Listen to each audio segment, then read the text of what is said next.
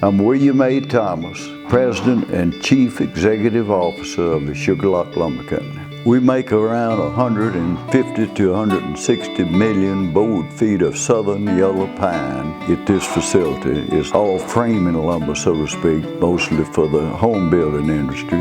I worked here for my father when I was about 15, off and on, while I was going to high school, and then when I went to Mississippi State, I worked here during the summer, and after I graduated from Mississippi State in business administration, I came back to work for my father. I told my father I wanted to come back, go to work here full time after I finished school.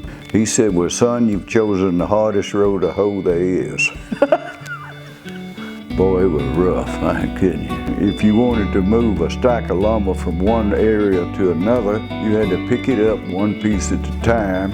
We can actually make a piece of lumber all the way through the sawmill up here, and all the way through the drying process and the planer milling down here and the loading on the truck without touching that piece of lumber. I have two sons that are actively involved, Anderson Thomas and John Thomas. And up at the sawmill division, we have little Charlie Thomas, my nephew, and Lisa Thomas, my niece. And Robert Hunter is Lisa's husband. I love that it's a family business environment. My grandfather and his two partners founded the company in 1948, and today the business is owned by second, third, and fourth generation descendants of those original founders. And I love that history that we have with our company. It makes it more enjoyable. You have relationships with the people that you're working with.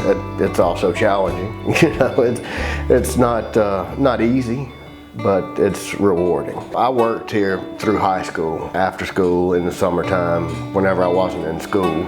You know, it just always appealed to me. I worked here as a teenager, so I grew up in the business, and then I went away to Virginia for college for 4 years at the University of Virginia, and then moved to Atlanta and lived there for a couple of years.